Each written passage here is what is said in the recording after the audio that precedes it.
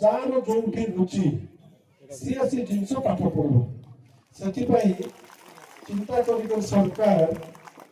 जे धंदामूलक शिक्षा जहाँ को जो रुचि थी जहाँ को कला रुचि जहाँ को संस्कृति रुचि जहाँ को क्रीड़ा रुचि जहाँ को संस्कृति अन्य नाच गीत रुचि ताकू शिखेबा बोलिक सरकार अभिनव ढंग से पाठ पढ़ा बोलिक आरंभ कर दीर्घ दिन है आज्ञा कहते मैकलिया शिक्षा पद्धति बोलिक मैकलिया शिक्षा नीति कहीं कौन गला स्कूल रे सब सांसान भाई थे से कहले मुंडे भर्ती हम ना से गत दिन जो पाठ पढ़ुले जदि आम कही था अधिक ग्रहण कर न था ये प्लस टू अच्छा प्लस थ्री भी खाली प्लस टू साइंस अच्छा आ 700 पिला अच्छा पाखापाखि 500 बोधे पाखे थे से हाईस्कूल पढ़ुं शिक्षा शिक्षा नीति आम इंग्रेज मान पूर्वर केमती इंग्रेज मान आसला केमती 47 मसीहा केमती 36 मसीहा केमती 2014 मसीहा केमती मु निवेदन करी जातीय शिक्षा नीति बही बाहर सी बही को आमर स्कूल प्रधान शिक्षक एवं समस्ते अध्ययन करंतु आम लक्ष्य कौन उद्देश्य कौन आमर जो मैंने पढ़ुं से जिन शिखातु कहीं देख जो आम देश में साधन नाला समस्त शुणी पार्च सी लास्ट बसला भौणी मैंने समस्ते हाँ जिते आम देश में साधन नाला पृथ्वी में साधन नाला उड़ा जहाज नाला बुड़ा जहाज नाला जीवा आसवा कम्युनिकेशन नाला से आम देश में 3500 विश्वविद्यालय थिला 3500 विश्वविद्यालय बोले पृथ्वी सारा लोक से पढ़ा से विश्वविद्यालय जमती नालंदा तक्षशिला भाया विश्वविद्यालय जोटा आतताई माने आसिकरी मोगल माने आसिकरी ताको निया जतबे लगाई देले नालंदा विश्वविद्यालय 6 मास से ग्रंथागार लाइब्रेरी 6 मास चली आमर घर जते बही पुस्तक आमर कागज अच्छी ताकू लगाई देले 6 सेकेंड भीतर खत्म हो जीवो 6 मास चली इमती विश्वविद्यालय आम देश में थिला से पृथ्वी सारा लोक आम देश को पढ़ापी आसते आमर वेद अच्छी श्याम जजु रथ वेद बर्तमान पृथ्वी में जहाँ जहाँ देखु आल्पिन टू एरोप्लेन पर्यंत जहाँ जहाँ देखु सबू जिनस आम वेद वर्णना होता गोटे जिनस केवल नाला कौन होता वेद में गोटे जिनस नाला एबे जते देखुछ तुम वैज्ञानिक मनर काम इंजीनियर मनर काम उड़वा काम भाषा काम सबू जिनस सेठी नहीं कि सी वेद वर्णना होता गोटे जिनस कौन पे नथिला सेटा है चाबी ताला सेतबेले तालार आवश्यक पड़ नथिला राम राज्य थिला हमर कार घर को किए जाउ नथिले कार चली हो नथिला सेति पई कबाट लागु नथिला केवल कुकुर कुकुर भय रे किली लागुतला ताला लागु नथिला सेति पई बेदरे चाबी काठी नथिला सी चाबी रो व्यवहार नथिला वर्णन नथिला आम संस्कृति होची आम परंपरा आम ग्रंथ होती अद्वितीय आम देश आम से जिनस को जिते आम 2000 वर्ष आम पराधीन करूँ को जाणिक विदेशी माने जो हमको पराधीन कर रखी जाणिक धीरे धीरे धीरे धीरे आम देह आम संस्कृति आम परंपरा आम शिक्षा पद्धति उड़े देले आम जदि मैकले शिक्षा पद्धति 1836 जदि देखबा आमे सेठी चिट्ठी तार बापा को लिखी दिले बापा मो आगामी दिन रे भारतीय मान को ताकर वेशभूषा रे ଏବେ ଯଦି ତମର ବେଶ ଯେମିତି ଅଛି ବେଶଭୂଷାରେ କଥାରେ ଭାରତୀୟ ଥିବେ ତାଙ୍କର ପ୍ରକୃତି ସଂସ୍କୃତି ଏବଂ ଚାଲିଚଳନ ସବୁ ବ୍ୟବହାର ବିଦେଶୀ କରିଦେବ ବୋଲିକି ସେ ଶିକ୍ଷା ଆରମ୍ଭ କରିଥିଲେ। ଏବେ ଗତ ଦିନରେ ଯୋଉ ଶିକ୍ଷା ମନ୍ତ୍ରୀ ମାନେ ବି ଥିଲେ କେନ୍ଦ୍ରର ଆମେ ସମସ୍ତେ ଜାଣିଛୁ ଯେ ଶିକ୍ଷା ପ୍ରତି ରୁଚି ନାହିଁ, ଶିକ୍ଷା ପ୍ରତି ଜାଣି ନାହାନ୍ତି, ସନାତନ ବିଷୟରେ ଜାଣି ନାହାନ୍ତି, ଭାରତୀୟ ଶିକ୍ଷା ପଦ୍ଧତିର କିଛି ଜାଣିନଥିଲେ ସେମାନେ ଶିକ୍ଷା ମନ୍ତ୍ରୀ ଥିଲେ। ସେଥିପାଇଁ ଗତ 70 ବର୍ଷ ହବ ଆମେ ସେଇ ଜିନିଷକୁ ଯୋଉମାନେ 1947 ପୂର୍ବରୁ ଲେଖିକି ଆସିଥିଲେ ସେଇ ଜିନିଷକୁ ପଢିକି ଆସୁଛୁ। ସେଥିପାଇଁ 2014 ମସିହାରେ ଯେତେବେଳେ ଯଶସ୍ୱୀ ପ୍ରଧାନମନ୍ତ୍ରୀ ମୋଦିଜୀ ପ୍ରଧାନମନ୍ତ୍ରୀ ହେଲେ ସେତେବେଳେ ଚିନ୍ତା କଲେ ମୋ ଦେଶର ଶିକ୍ଷାକୁ ବିଦେଶର ଲୋକ ଲେଖବ ନାହିଁ, ମୋର ରାଜ୍ୟର ଶିକ୍ଷାକୁ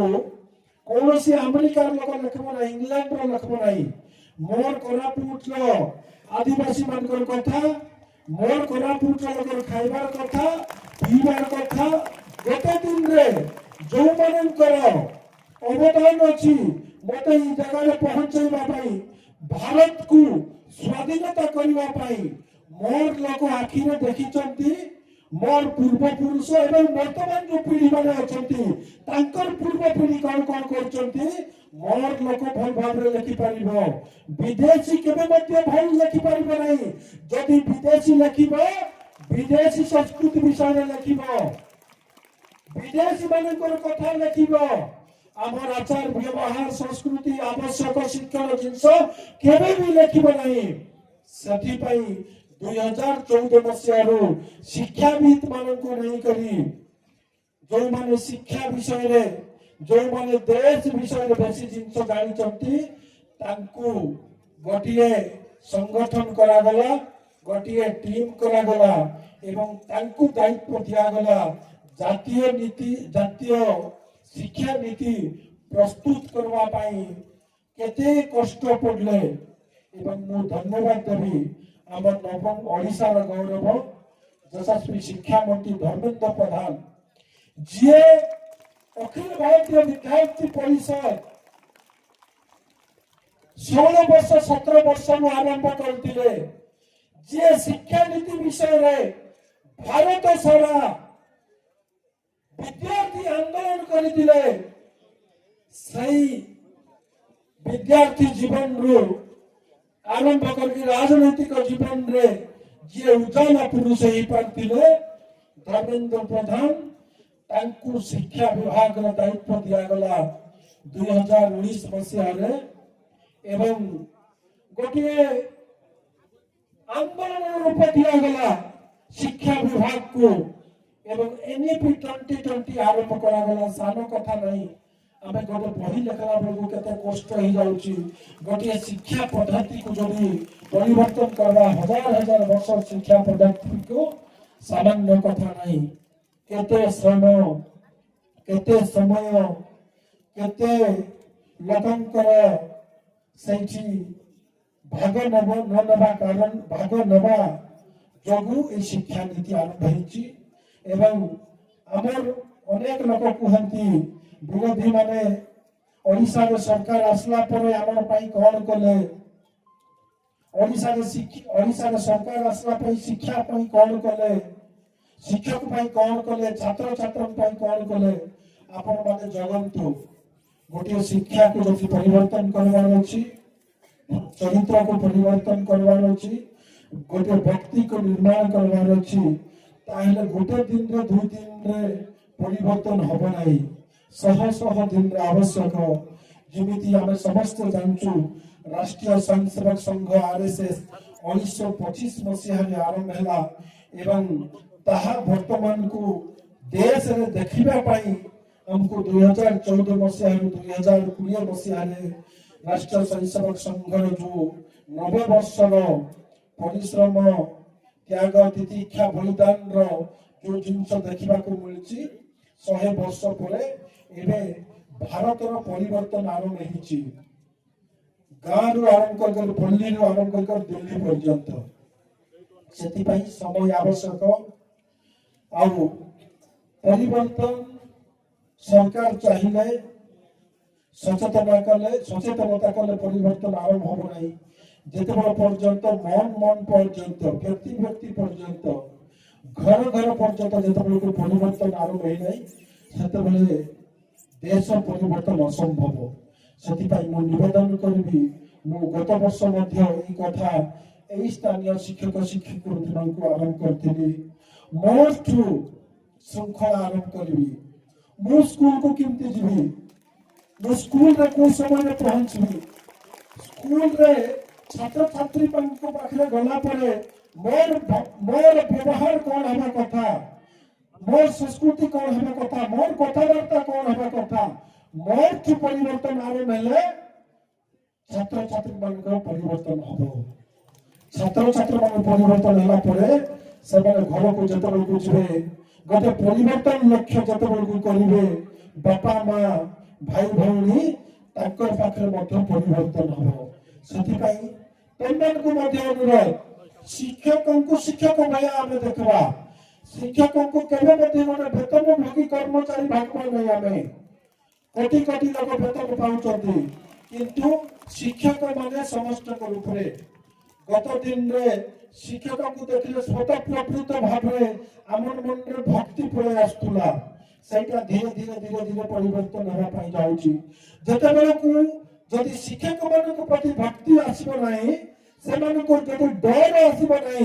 आम पाखे परिवर्तन हम ना मु श्रृंखलित हो पारि ना जदि जी जड़े श्रृंखलित हो पार ना गोटे चरित्र उत्तम चरित्र छात्र छात्री हो पारे ना उत्तम चरित्र छात्र छात्री न पारे से उत्तम भविष्य उत्तम नागरिक हो पार ना से मोस्ट आरंभ करवा शिक्षक हूँ नॉन टीचिंग हूँ टीचिंग हूँ एवं जी प्रशिक्षण नापी समस्त मन में परिवर्तन आवश्यक सरकार दरमा दूची किंतु मु से दरमा को परिशोध करवार अच्छी परिशोध केमती करी मु 10टा पूर्व पहुंची एवं आम कथा होलु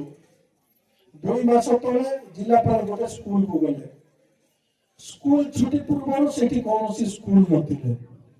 स्कूल रे कौन शिक्षक नथिले ना हेडमास्टर थिले ना टीचर थिले हेले समान को जदि पनिशमेंट हेले धाई की प्रयास होती आम पाखु समान को पनिशमेंट कहीं के हो नहीं आम कर्तव्य करवा सरकार कर्तव्य करवा हमको दायित्व देइछथि आपण कर्तव्य कले देश परिवर्तन हम देश परिवर्तन हेले देश आगू जीव से चिंता कले सरकार आम केवल पाठ पढ़ा ना आम बड़ मनीष दरकार ना भल मनीष दरकार बड़ मनीष हाँ आम भल मनीष दरकार बड़ मनीष असाधु उपाय किए बड़ मनीष किंतु भल मनीष होगापाई आमको चरित्र गठन करवार अच्छी समस्त को निवेदन